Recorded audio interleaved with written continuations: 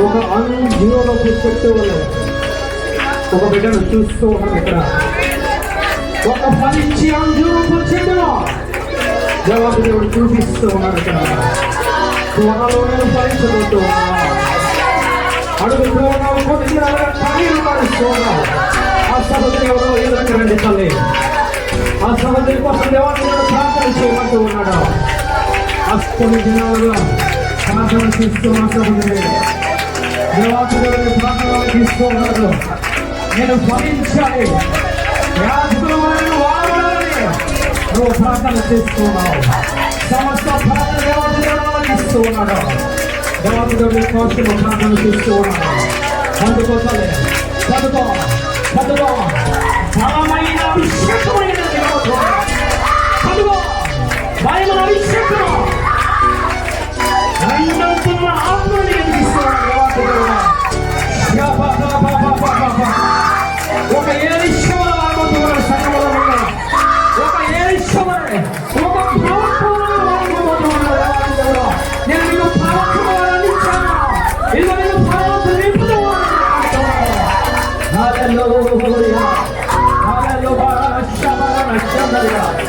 అభిషేకించిన వందనాలు, అభిషేకించిన వందనాలు. నీ మహిమను చూపిస్తూ ఉన్నాడు. నీ మహిమను చూస్తూ ఉన్నాడు. అలాగే ఆ కార్యాలను చూస్తూ ఉన్నావు. సంఘం కోసం నడిపిస్తూ ఉన్నావు. సోదరి యవనస్తుల కోసం నడిపిస్తూ ఉన్నావు. యాజకుల ఆరోగ్యం కోసం నడిపిస్తూ ఉన్నావు. నేను సమస్యను ఎరిగి ఉన్నాను. నేను నాట్యములు మార్చబోతూ ఉన్నా. నేను సంతోషంగా మార్చబోతూ ఉన్నా. దేవాతి దేవుడిని నిలబెట్టబోతూ ఉన్నా. దేవాతి దేవుడిని రెండంత ఆత్మతో ఈ సంఘంలో బలమైన స్తంభము వలె నిలబెట్టబోతూ ఉన్నా. పరిశుద్ధుడా తండ్రిని అభిషేకిస్తూ ఉన్నా. తండ్రి శ్రమతిని అభిషేకిస్తూ ఉన్నా. బిడ్డలు పగని ప్రభు పరిశుద్ధులగానే అని వాత్సల్యమని ప్రభు బిడ్డలు పగని పరిశుద్ధ ఆయన బలమైన అభిషేకము ఇస్తూ ఉన్నాడు. శబరణ శబర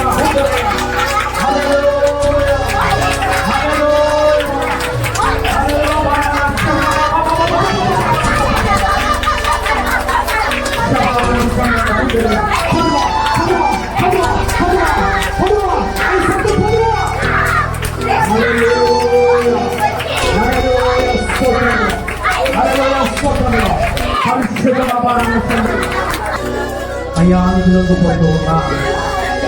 ఒక్కొక్కసారి నీకు వ్యతిరేకంగా నేర్పుతూ ఉన్నా. ఒక్కొక్కసారి నీకు వ్యతిరేకంగా ప్రవర్తిస్తూ ఉన్నా. ఒక్కొక్కసారి నీకు ఇదిగో నేను ఉండాలనుకుంటూ ఉన్నాను. కానీ కొన్ని బలహీనతలు ఎరుకలాడుతూ ఉన్నాయి. ప్రభువా అని నువ్వు ప్రార్థన చేస్తూ ఉన్నావు. దేవతి దేవుడు నీతో మాట్లాడుతూ ఉన్నాడు. ప్రతి బలహీనత వేస్తున్న కొట్టివేస్తూ ఉన్నాడు. ఆయన ఆత్మలు పొందుకోవాలి. అన్ని భాషలను మాట్లాడాలి. నేను ప్రవచనాలను ప్రవచించాలి. ఏదైనా దర్శనం చూడాలి. అనేక మంది కోసం నేను ప్రార్థన చేయాలని అడుగుతూ ఉన్నావు. పొందుకో. ఈ మధ్య సమయంలో నీ వేదనను చూస్తూ ఉన్నాడు. దేవాలయ దేవుడు పొందుకో, పొందుకో. ఆయన బలాన్ని పొందుకో, ఆయన శక్తిని పొందుకో.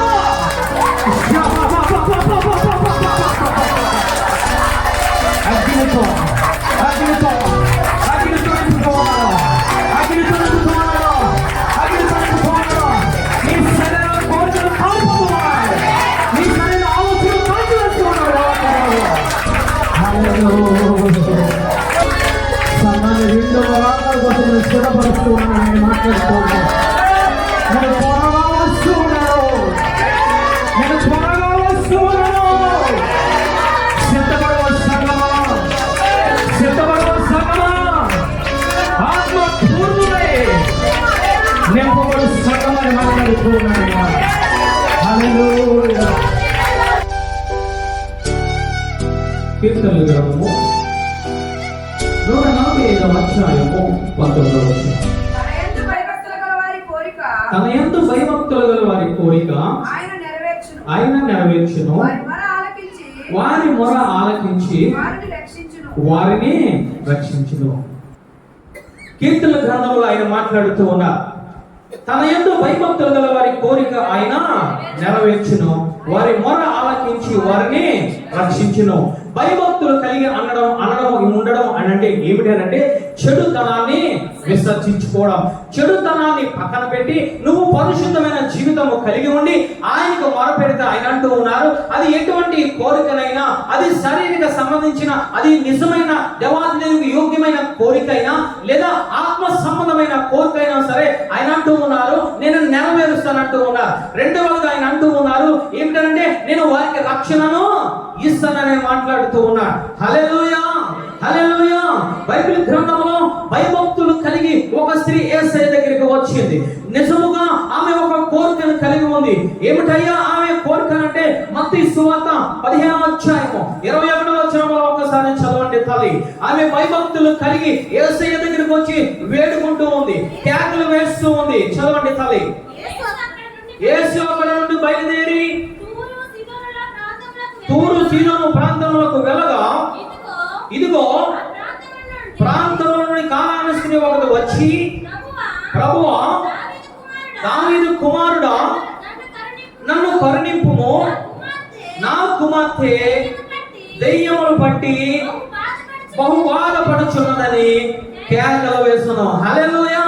ఒక ఆమె వచ్చింది, ఆమె పేరు రాయబడలేదు కానీ ఆమె యొక్క వంశము రాయబడింది, ఆమె యొక్క గోత్రము రాయబడింది.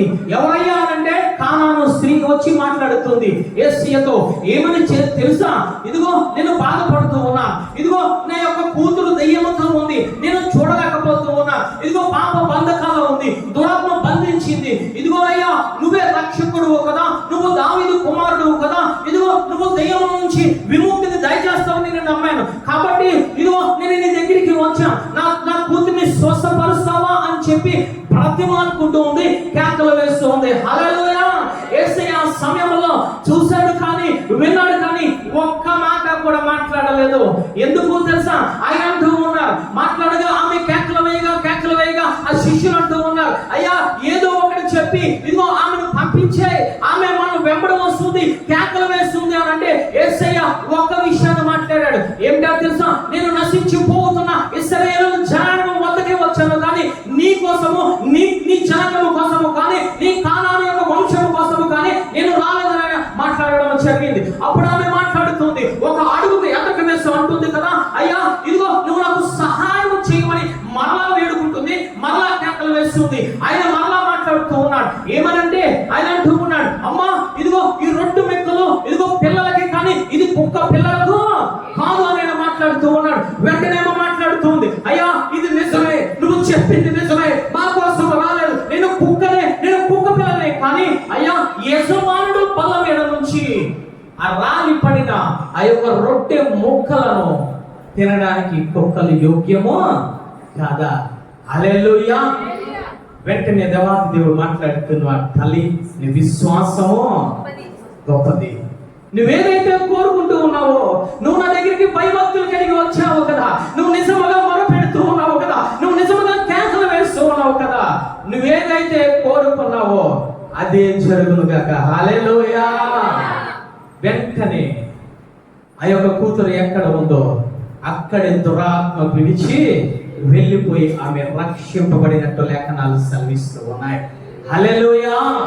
ఎందుకు ఈ విధంగా ఇది మనకు దేవాతి దేవుడు ఈ రోజు మనతో మాట్లాడుతూ ఉన్నాడంటే, ఎవరో ఇక్కడ కూర్చుని ఉన్నారు, ఎవరో ఈ బంధకాల్లో ఉన్నారు, ఇక్కడ ఎవరో కూతురు విషయంలోనో కొడుకు విషయంలోనో నువ్వు కన్నీరు కారుస్తూ ఉన్నావు, వేదన పడుతూ ఉన్నావు, నీకు నీవే మదన పడుతూ ఉన్నావు. అందుకే ఈ వాక్యం ఇక్కడ కూర్చున్న వారికి తల్లిదండ్రులకి తెలియజేస్తూ ఉన్నాను. హల్లెలూయా, హల్లెలూయా. ఇక్కడ ఎవరయ్యా ఈ కానాను స్త్రీ అనంటే, కానాను స్త్రీ అంటే అది ఒక వంశము. ఎవరు ఈ వంశము కానాను వంశము అంటే, నోవహు జలప్రళయం ద్వారా నోవహు కుటుంబం రక్షింపబడింది.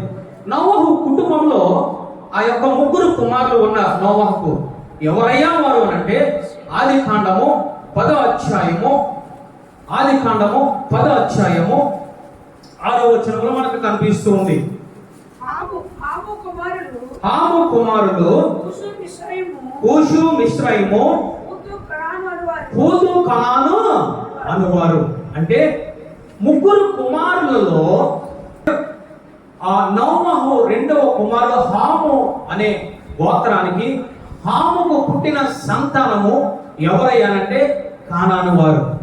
ఎవరు ఈ కానాను వారు దేవుని దృష్టికి ఏ విధముగా ఉన్నారు అనంటే నిర్గమకాండము 34వ అధ్యాయంలో మనకు కనిపిస్తూ ఉంది. ఆ 11 చదువుతల్లి, 11 చదువు. కాబట్టి నేను నేడు నీకు ఆజ్ఞాపించినది అనుసరించి నడువము. ఇదిగో నేను అమోరీయులను, ఆగుతల్లి ఎవరట? కానానీయులను. తర్వాత 15వ వచనం చదువు. 15వ వచనం. ఆ దేశపు నివాసులలో నిబంధన చేసుకొనకుండా జాగ్రత్త పడము. వారు ఇతరుల దేవతలతో వ్యభిచరించి ఆ దేవతలకు బలి అర్పించుచున్నప్పుడు ఒకడు నిన్ను ఎడల నీవు వాని బలి ద్రవ్యమును తినకుండా చూచుకొనుము. మనకు అర్థమవుతుంది. అంటే వీరు ఎలాంటి వారు అనంటే మోషేతో దేవుడు మాట్లాడుతూ ఉన్నాడు. కానానీయులు జ్ఞాపకం చేసి, కానానీయులు నాకు వ్యతిరేకమైనవా, కానానీయులు విగ్రహారాధికులు, కానానీయులు బయల దేవతలను ఇతర దేవతలను పూజించేవారు. వారు పూజించి వారి దేవతలకు అర్పించిన వాటిని ఏమి చేస్తారంటే వారు తింటూ ఉంటారు. ఒక రకంగా చెప్పాలంటే దేవాతి దేవునికి తెలియని ప్రజలు, ఒక రకంగా చెప్పాలంటే దేవాతి దేవునికి వ్యతిరేకమైన జనాంగము వారు.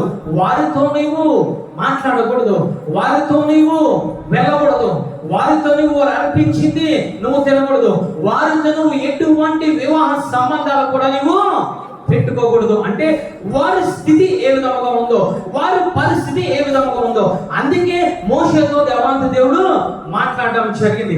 ఇలాంటి కానాని వంశానికి చెందిన కానాని స్త్రీ ఎవరి దగ్గరికి వచ్చారయ్యా అంటే యేసయ్య దగ్గరికి వచ్చింది. వచ్చి మాట్లాడుతూ ఉంది, అయ్యా ఇదిగో యేసయ్య, దావీదు కుమారుడా, నా కుమార్తె పరిస్థితి బాగోలేదు. ఆమె ఏ విధముగా ఉందంటే దెయ్యముల చేత పీడింపబడుతూ ఉందని మాట్లాడడం జరిగింది. హల్లెలూయా, హల్లెలూయా. ఎక్కడికి వచ్చిందయ్యా? దేవాది దేవుని దగ్గరికి ఒక అన్య స్త్రీ రావడం జరిగింది. ఈమె వచ్చింది భయభక్తులు కలిగి వచ్చింది. ఏదైతే కోరికను కలిగి ఉందో తన జీవితంలో అది నెరవేర్చుకొని ఇంటికి వెళ్ళిపోవడం జరిగింది. హల్లెలూయా. అంటే ఈ మధ్య సమయంలో కొన్ని అంశాలు జరిగినాయి, కొన్ని సంభాషణ జరిగింది. యేసయ్యకు కానాని స్త్రీకి, యేసయ్యకు తర్వాత యొక్క శిష్యులకు కొన్ని సంభాషణ జరిగింది. ఏమిటయ్యా సంభాషణ అంటే? ఆమె ఏమి చేసింది? మొట్టమొదటంటే కేకలు వేసింది. హల్లెలూయా. దేవాది దేవుని దగ్గరికి వచ్చి ఆమె మాట్లాడుతూ ఉంది, కేకలు వేస్తూ ఉంది. ఏ విధంగా తెలుసా? యేసయ్య తూరు సీదోను పట్టకుండా వెళ్ళిపోతూ ఉన్నారు. ఆగలేదు, అక్కడ ఆగలేదు. వెళ్ళిపోతూ ఉండగా ఈమె వెంటబడుతుంది, ఈమె వెంబడిస్తూ ఉంది, వెంబడించి మాట్లాడుతూ ఉంది కదా, అయ్యా ఇదిగో నా కుమార్తె ఇబ్బందుల్లో ఉంది, నా కుమార్తె దురాపద పట్టి ఉంది, నా కుమార్తె బంధకాల్లో ఉంది. కాబట్టి దావీదు కుమారుడా, ఓ ప్రభువా, నువ్వు నన్ను కరుణిస్తావా, నా కుమార్తెను కనికరిస్తావా, కనికరించమని చెప్పి వెంబడిస్తూ కేకలు వేస్తూ ఉంది. హల్లెలూయా. ఏ విధముగా తెలుసా? ఆత్మలో కేకలు వేస్తూ ఉంది. శరీరంతో వేసేవి అరుపులు, ఆత్మతో వేసేవి కేకలు. హల్లెలూయా. కేకలు నువ్వు వేస్తే, నువ్వు ఏ కోరికను కలిగి ఉన్నావో, ఏ సమస్యతో బాధపడుతున్నావో, అది నీ కుమార్తె కోసం అవ్వచ్చు, నీ బిడ్డ కోసం అవ్వచ్చు, నీ భార్య కోసం అవ్వచ్చు, నీ భర్త కోసం అవ్వచ్చు, అది ఎటువంటి కేకలైనా సరే నీ ఆత్మలోంచి కేకలు వేయడం వల్ల జరిగేది ఏమిటో తెలుసా? నీకు దేవాతి దేవుడికి మధ్య ఉన్న కోట గోడలు కూలిపోతాయి. హల్లెలూయా, హల్లెలూయా. ఇది అరవడం లేదు, ఆత్మతో కేకలు వేస్తూ ఉంది, బహు బిగ్గరగా కేకలు వేస్తూ ఉంది. శిష్యులు అంటూ ఉన్నారు, యేసయ్య దగ్గరికి వెళ్ళి మాట్లాడుతూ ఉన్నారు, ఏమిటో తెలుసా? ఈమె వస్తుందయ్యా, వెంబడిస్తుంది, ఈమె కేకలు మేము వినలేకపోతున్నామని చెప్పి ఆమెను గద్దించారు. అయినా కేకలు మానలేదు. హల్లెలూయా. ఇంకా ఆమె ఇంకా ఎక్కువ వేస్తుందని గ్రహించి యేసయ్య దగ్గరికి వెళ్ళి అంటూ ఉన్నారు, ఏదో ఒకటి చెప్పి నువ్వు పంపించే అని దేవాతి దేవుని శిష్యులు వేడుకున్నారు, మొక్కుతూ ఉన్నారు. ఎందుకు తెలుసా? అంత గట్టిగా కేకలు వేస్తూ ఉంది ఆమె. హల్లెలూయా! ఎప్పుడు వేస్తూ ఉందయ్యా? తన కూతురి కోసము, తన కుమార్తె కోసము, తన కుటుంబ సభ్యుల కోసము ఆమె యేసయ్య దగ్గరికి వచ్చి కేకలు వేస్తూ ఉంది.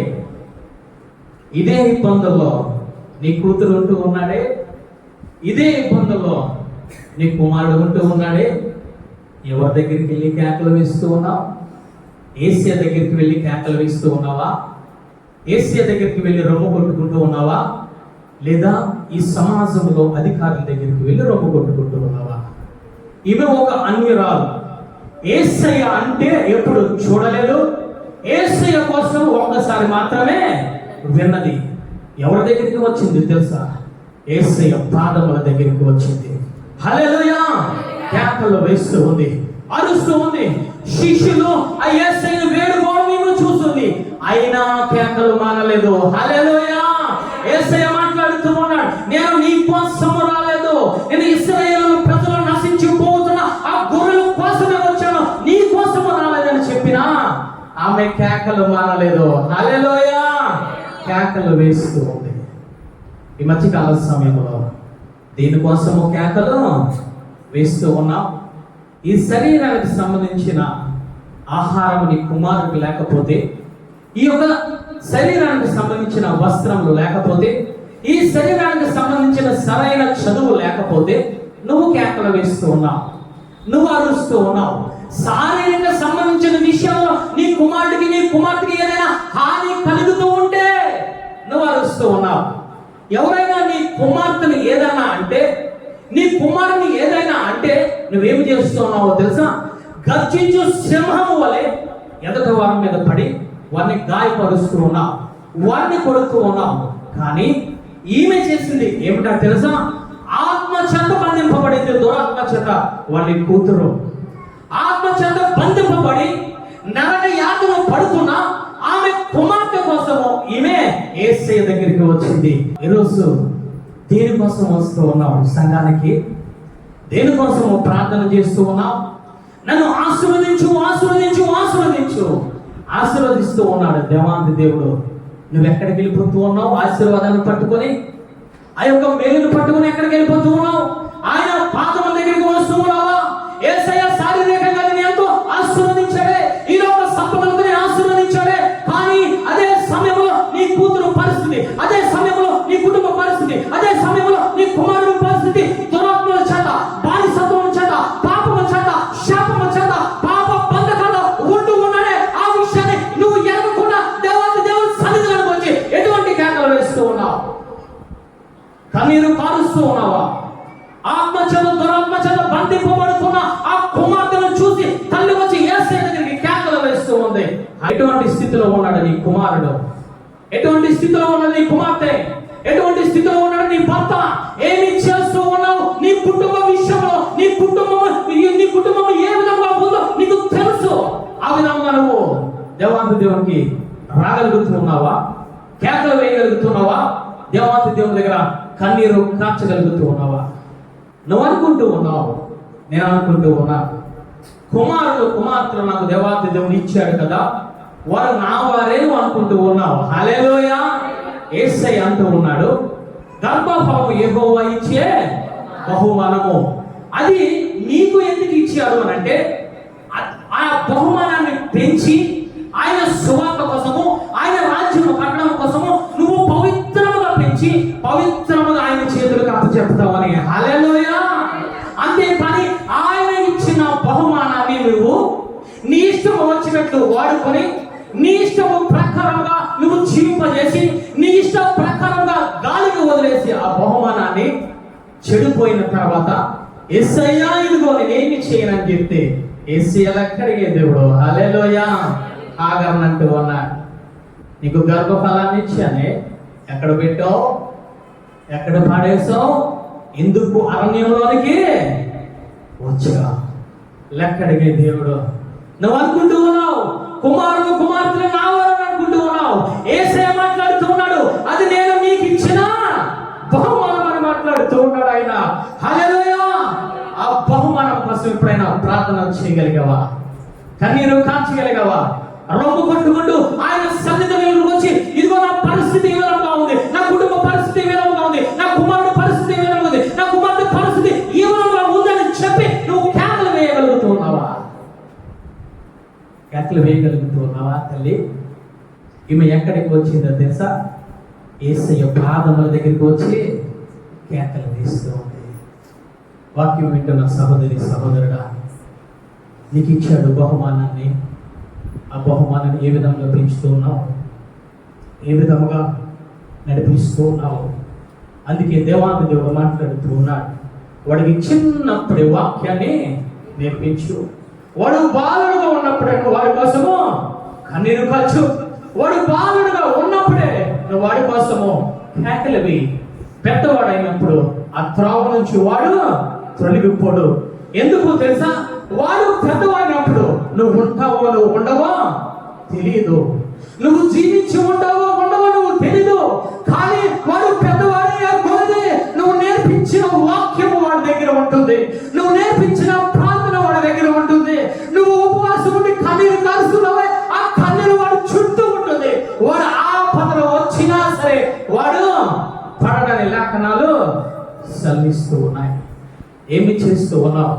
నా కుమారుడికి ఆస్తి సంపాదించడం లేదే, నా కుమారుడికి మంచి ఉద్యోగం లేదే, నా కుమారుడికి మంచి సంబంధం రాలేదే, నా కుమారుడికి మంచి స్కూల్లో సీటు రాలేదని ఏడుస్తూ ఉన్నా. ఇవన్నీ ఈ లోకంలోనే ఉండిపోతాయి. కానీ దేవాతి దేవుడు అంటూ ఉన్నాడు, నేను ఇచ్చిన బహుమానం కోసము ఎప్పుడైనా నువ్వు కేకలు వేసావా? ఒక్కసారి చూద్దాం. చూడండి తల్లి, విలాప వాక్యములు 2వ అధ్యాయము 19వ వచనం. 2వ అధ్యాయం 19వ వచనం. నీవు లేచి రేయి మొదటి జామున మొరపెట్టుము, నీళ్లు కుమ్మరించినట్లు ప్రభువు సన్నిధిని నీ హృదయమును కుమ్మరించుము. నీ పసి పిల్లల ప్రాణము కొరకు నీ చేతులు ఆయన కట్టు ఎత్తుము. ప్రతి వీధి మగను ఆకలి కొనేవారు వాచిల్లుచున్నారు. ఏమిటయ్యా ఆకలి అని అంటే, సరైన వాక్యం లేక, సరైన ప్రార్థన లేక, సరైన ఆరాధన లేక ఆ పసిపిల్లలు ఏమి చేస్తున్నారు తెలుసా? నది వీధులలో, ఇదిగో ఒక వీధి మొదలున ఏమి చేస్తున్నారంటే మోచిల్లిపోతూ ఉన్నారు. వారి ప్రాణమును విడుస్తూ ఉన్నారు. కాబట్టి ఏమి చేయాలి తల్లిదండ్రులు అంటే, ఇది మొదటి చామనే నేల కుమ్మరించినట్లు నీవు కన్నీరును కుమ్మరించు. ఎవరి కోసమయ్యా అంటే పసి పిల్లల కోసము. ఈమె ఏమి చేస్తుందో తెలుసా? వచ్చి ఆమె కుమార్తె కోసము కేకలు వేస్తుంది. నేల కుమ్మరించినట్టు ఆయన పాదముల దగ్గర ఉండి కుమ్మరిస్తూ ఉంది. దావీదు కుమారుడా నువ్వు కనికరించవా? దావీదు కుమారుడా నువ్వు కనికరించవా? ఓ యేసయ్యా, ఇదిగో నాకు స్వస్థత, నా కుటుంబమునకు, నా బిడ్డకు స్వస్థత ఇవ్వని చెప్పి కేకలు వేస్తూ ఉంది. వాక్యం వింటూ ఉన్నావు. నీ పిల్లలు ఇటువంటి బంధకాల్లో ఉన్నావో తల్లిదండ్రులుగా నీకు తెలుసు. నాకు తెలియకపోవచ్చు, ఈ సంఘానికి తెలియకపోవచ్చు. ఏమి చేస్తూ ఉన్నావు? పర్వాలేదులే అని అనుకుంటూ ఉన్నావు, మారతారులే అనుకుంటూ ఉన్నావు. వాడు ఏమి చేస్తూ ఉన్నాడు తెలుసా? అంతకంతకు దురాత్మ బంధకములోనికి వెళ్ళిపోతూ ఉన్నాడు. చివరగా వాడు చనిపోయిన తర్వాత రొమ్ము కొట్టుకుంటూ ఉన్నావు. వాడు చనిపోయిన తర్వాత కేకలు వేస్తూ ఉన్నావు. వాడు చనిపోయిన తర్వాత నువ్వేమి చేస్తున్నావు అంటే విపరీతంగా ఏడుస్తూ ఉన్నావు. దేవాది దేవుడు అంటూ ఉన్నాడు, వాడు చనిపోకముందే, వాడు పాప బంధకాలకు వెళ్ళకముందే, వాడు దురాత్మ బంధకాలకు వెళ్ళకముందే, వాడి ప్రాణము వాడిని విడిచి వెళ్ళకముందే, సజీవులుగా ఉన్నప్పుడే తల్లిదండ్రులుగా మీరు కేకలు వేయండి. ఎప్పుడు వేస్తూ ఉన్నా? రక్షింపబడిన బిడ్డలు ఎప్పుడు వేయాలి కేకలు? విలాప వాక్యాలు ఆయన మాట్లాడుతూ ఉన్నా. రేయి మొదటి జామున మీరు లేచి నీళ్ళ కుమ్మరించినట్లు కుమ్మరించింది హన్నా. నీళ్ళ కుమ్మరించింది హన్నా. ఏమయ్యాడు సమయంలో? న్యాయాధిపతిగా, అంతేకాదు ఒక ప్రవక్తగా, ఒక యాజకుడుగా నిలబడ్డం జరిగింది. కారణం ఎవరయ్యా? తల్లిదండ్రులే ప్రార్థన. ఇక్కడ ఈ స్త్రీ ఈ యొక్క కూతురు ఏమి జరిగిందయ్యా? దురాత్మతో బంధింపబడగా ఎప్పుడైతే యేసయ్య కోసం విన్నదో నేల కుమ్మరించినట్లు ఆమె కుమ్మరించింది. హల్లెలూయా! కేకలు వేసింది. మొట్టమొదటిగా ఆమె జీవితంలో చేసింది ఏమిటనంటే యేసయ్యను వెంబడించింది. ఆయన యేసయ్యను వెంబడించడమే కాదు, కన్నీరు కారుస్తూ కేకలు వేసింది. హల్లెలూయా! రెండవదిగా ఏమి చేసింది అంటే 25వ వచనము చదవండి తల్లి. మత్తయి సువార్త.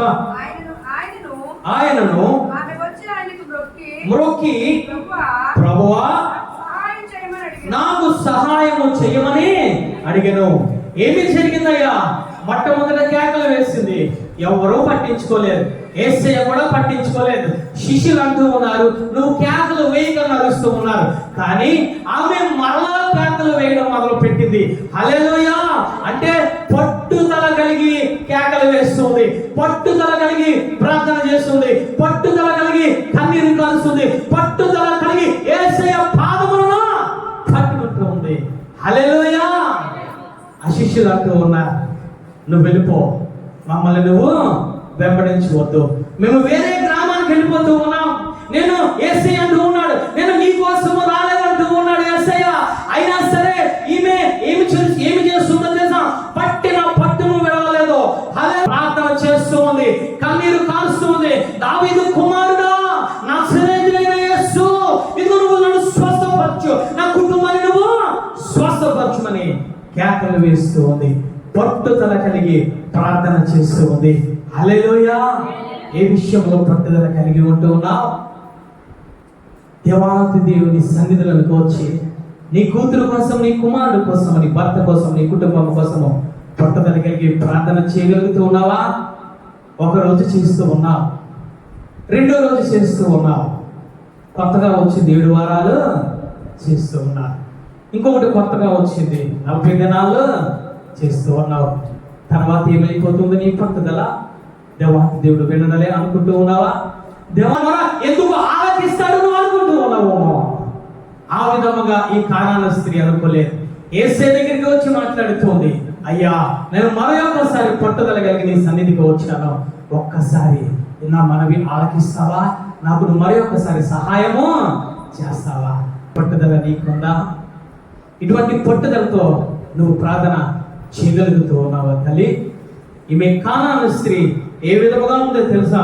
పట్టుదల కలిగి ఉంది. ఏ విషయంలో నువ్వు పట్టుదల కలిగి ఉండాలి? నా కుమారుడికి వాక్యం నేర్పించాలి. హల్లెలూయా!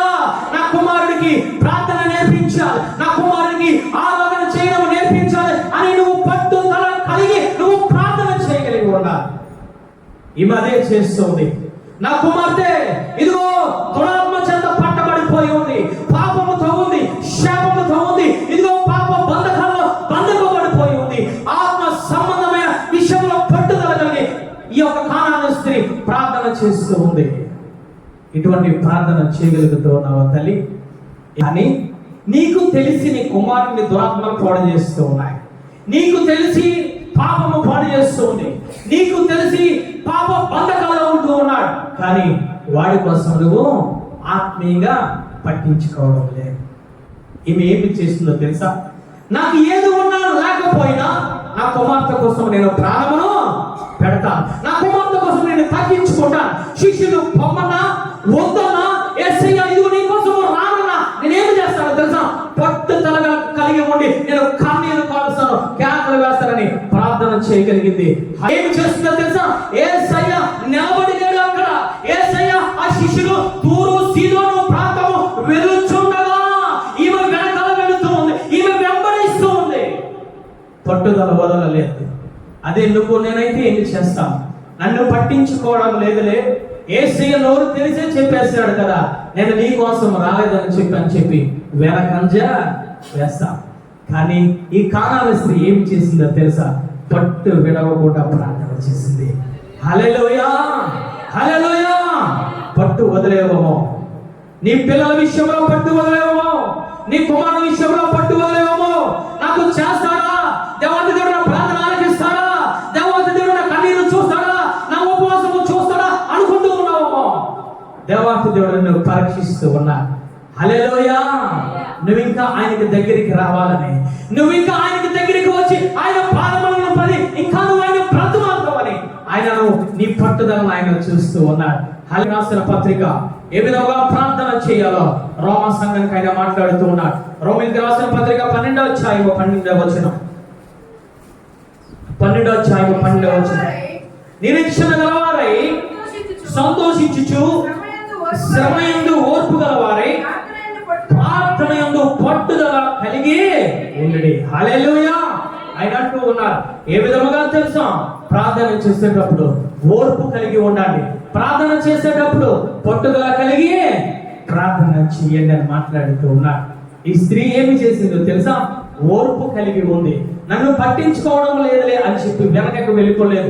శిష్యులు గద్దిస్తూ ఉన్నారులే అని వెనకకు వెళ్ళిపోలేదు. యేసయ్యా నేను నీ కోసం రాలేదు, ఇశ్రాయేలు ప్రజల కోసం నేను వచ్చానని చెప్పిన ఆమె పట్టుదల విడవలేదు. హల్లెలూయా.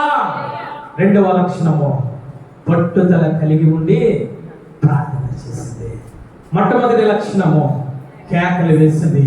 రెండవ లక్షణము పట్టుదల కలిగి ఉండి ప్రార్థన చేసింది. ఈరోజు ఈ పట్టుదల కలిగి ఉందామా? సంఘమంతా సంఘ క్షేమం కోసము ప్రార్థన చేద్దామా? కుటుంబం కోసము ప్రార్థన చేద్దామా? యవనస్తుల కోసము ప్రార్థన చేద్దామా? పసిపిల్లల కోసము పట్టుదల కలిగి ఉండి వాళ్ళని నిలవాలని ప్రార్థన చేద్దామా? హల్లెలూయా. చప్పట్లు కొట్టి దేవానికి దేవుని ఒకసారి స్తుతిద్దాం. పట్టుదల కలిగి ఉండాలి, పట్టుదల కలిగి ఉండాలి, ఓర్పు కలిగి ఉండాలి, సహనము కలిగి ఉండాలి. మూడవదిగా ఈమె ఏమి కలిగి ఉంది తెలుసా? తన స్థితిని తాను అర్థం చేసుకుంది. తన స్థితిని తాను అర్థం చేసుకుంది. 24వ వచనం చదవండి తల్లి. 24వ వచనం. ఆయన ఇశ్రాయేలు ఇంటి వారికి నశించిన గొర్రెల ఎదుకే గాని మరి ఎవరి యొద్దకు నేను పంపబడలేదనెను. 26 చదువుతుంది.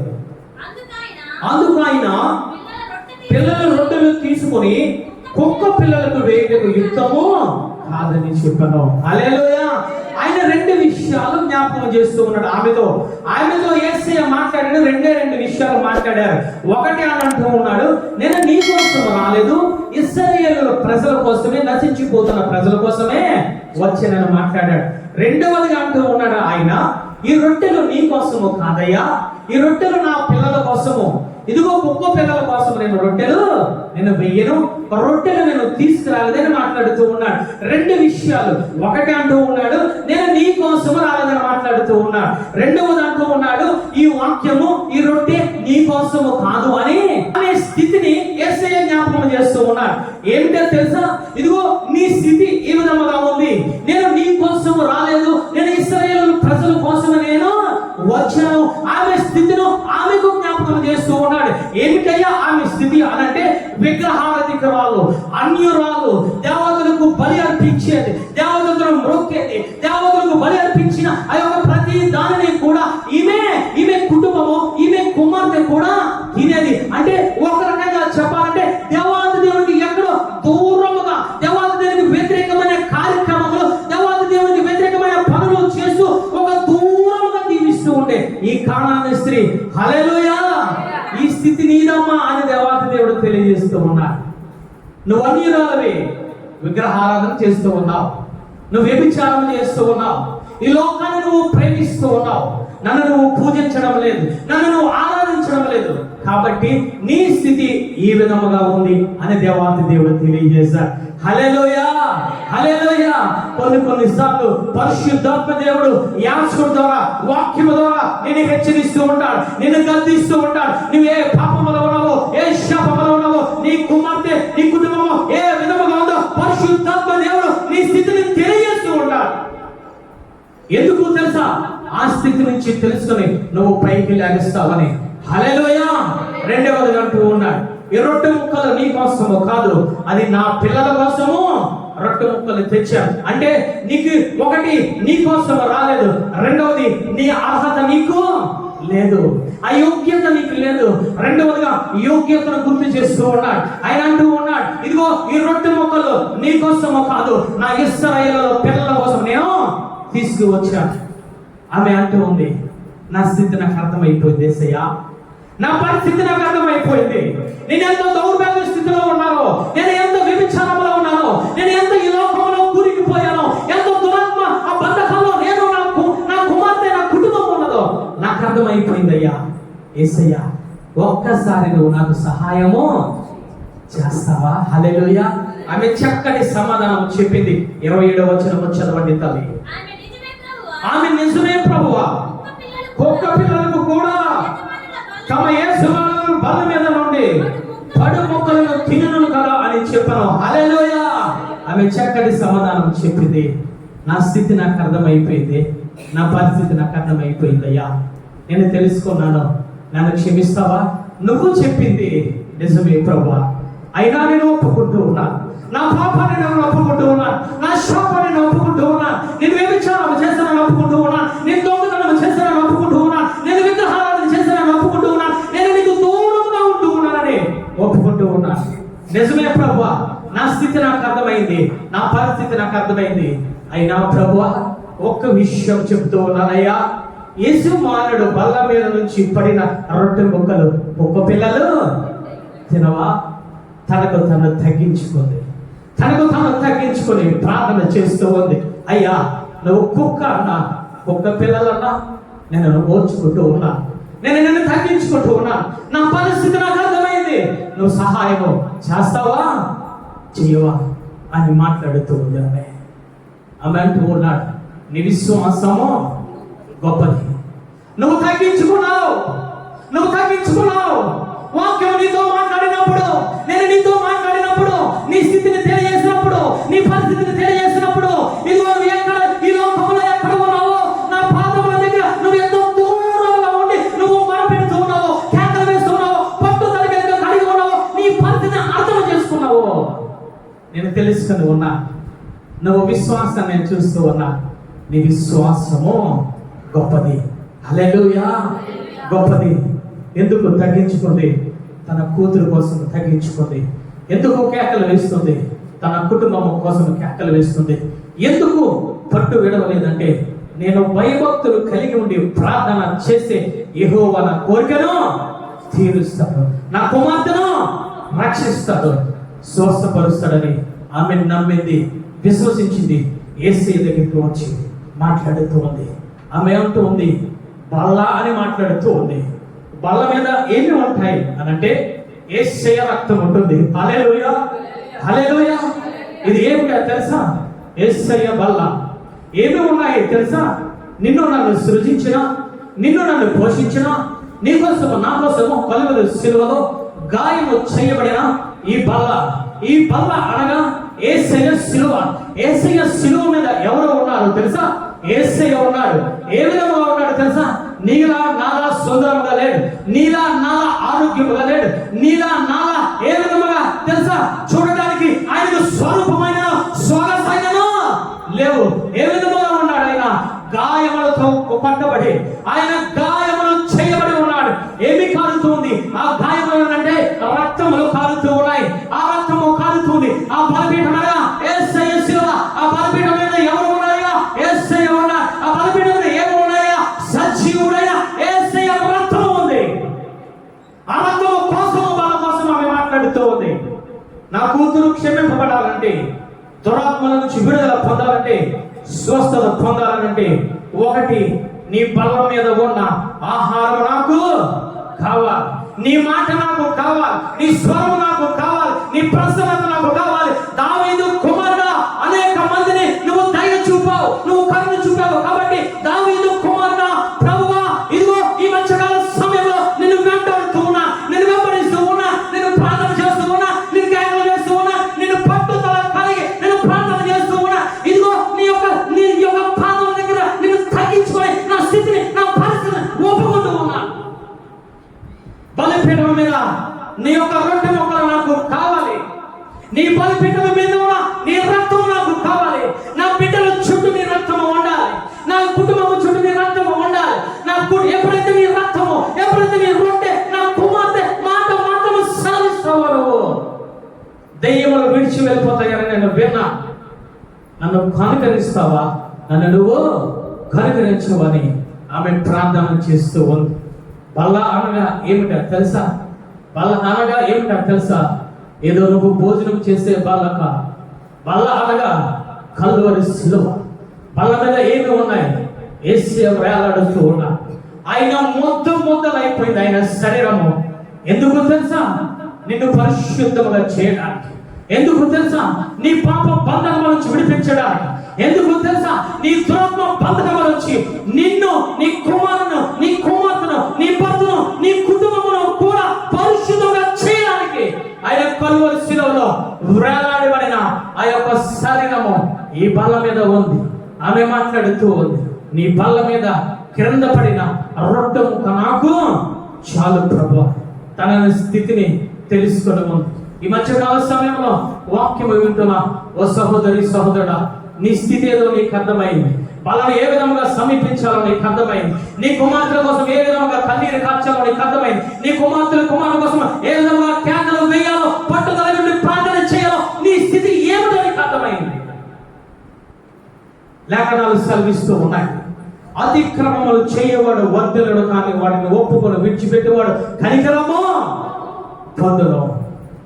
కనికరము పొందాలనంటే, విడుదల పొందాలనంటే, ఆయన యొక్క బలమైన శరీరమును తీసుకోవాలనంటే, ఆయన బలమైన రక్తము, ఆ సజీవమైన రక్తము నీ చేతులకు తీసుకొని నువ్వు సేవించాలి. విడుదల పొందాలనంటే నీ అక్రమములను విడిచిపెట్టాలి. హల్లెలూయా. ఈమె స్థితిని తెలుసుకో, ఈమె పరిస్థితిని తెలుసుకోండి. ఇదిగో నేను దోషము చేశా, నేను అన్యాయం చేశా, నేను అక్రమములు చేశా, విగ్రహాలను బలి అర్పించా, విగ్రహాలను పూజించా, నా అక్రమం నాకు తెలుసు ఉన్నాయని ఒప్పుకుంది. ఒప్పుకోవడమే కాదు, విడిచిపెట్టింది. హల్లెలూయా. ఆమె అంటూ ఉన్నా, నీ విశ్వాసము గొప్పది. నీ కోసం నువ్వు మొట్టమొదట మాట్లాడుతూ ఉన్నా. నీ విశ్వాసము ద్వారా నువ్వు రక్షింపబడ్డావు. నీ విశ్వాసము ద్వారా రక్తదారులు కడగబడ్డావు. కాబట్టి నీ విశ్వాసము ద్వారా నీ కుమార్తె విడుదల పొందుతోంది. హల్లెలూయా, హల్లెలూయా. ఓ తల్లి తండ్రిగా విశ్వాసం ఉందా నీలో? ఒక తల్లి తండ్రిగా విశ్వాసం ద్వారా రక్షింపబడ్డావు. ఆ విశ్వాసము నీలో ఏర్పడి చేస్తూ ఉందా?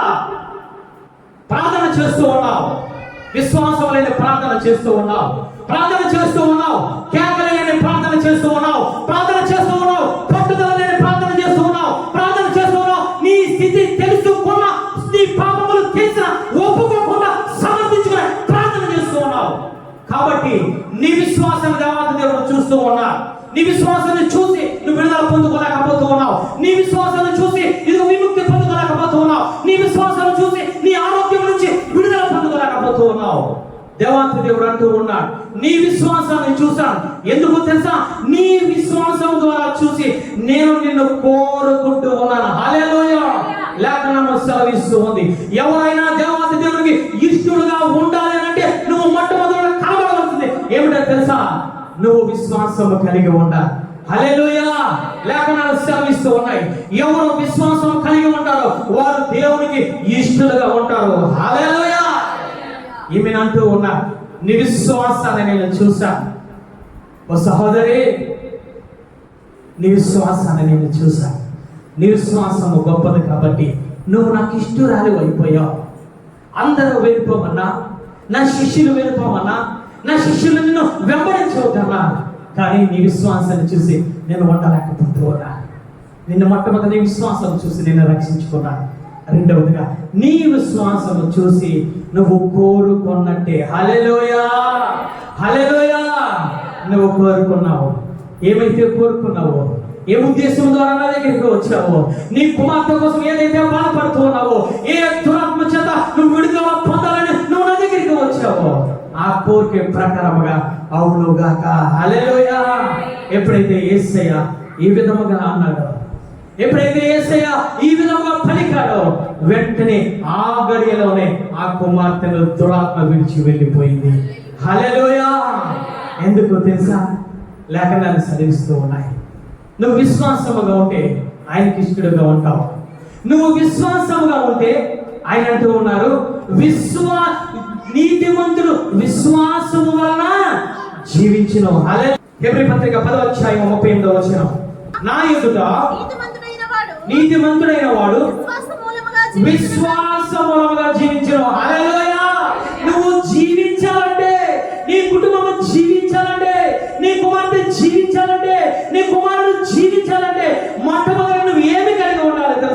విశ్వాసాన్ని కలిగి ఉండాలి. హల్లెలూయా.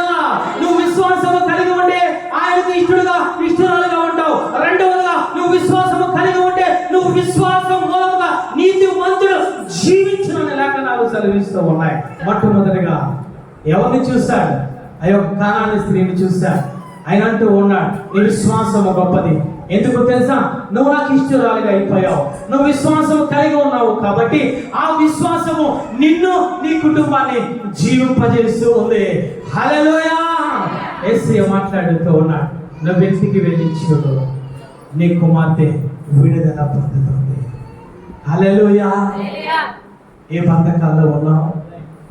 ఏ బంధకాల్లో నీ కుమారుడు ఉంటూ ఉన్నాడు? ఏ బంధకాల్లో నీ కుటుంబము బాధపడుతూ ఉంది? వస్తావా యేసయ్య దగ్గరికి? కన్నీరు కారుస్తావా? కేకలు వేస్తావా? పట్టుదల నుండి ప్రార్థన చేస్తావా? కానాని స్త్రీ మూడు విషయాలు చేసింది. ఒకటి, కేకలు వేసింది. రెండు, తన పట్టుదల నుండి ప్రార్థన చేసింది. మూడు, తన స్థితిని తెలుసుకుంది. ఎటువంటి ప్రార్థన చేయండి తల్లి. సాతానుడు ఇదిగో గర్జించే సింహం వలె తిరుగుతూ ఉన్నాడు. ఎవరిని మిరుగుదామా అని తిరుగుతూ ఉన్నాడు. ఎవరిని బలి తీసుకుందామా, పాపము బంధకాలు బంధించి వేద్దామని తిరుగుతూ ఉన్నాడు. వాక్యం వింటూ ఉన్న సహోదరి, ఓ సహోదరుడా, సమర స్త్రీని ముందు పెట్టాడు. ఎందుకు తెలుసా? ఆమె వలె పట్టు కలిగి ఉంటావని, ఆమె వలె కుటుంబం కోసము కేకలు వేస్తామని, ఆమె వలె విశ్వాసము కలిగి ఉంటావని, ఆమె వలె నువ్వు పాపములు ఒప్పుకొని ఇదివరకు ఆమె కనికరము పొందినట్లు నువ్వు కూడా ఈ మధ్యకాల సమయంలో నీ బిడ్డల విషయంలో కనికరము పొందుతావని ఈ వాక్యాన్ని దేవుడు నీకు వినిపించడం జరిగింది తల్లి.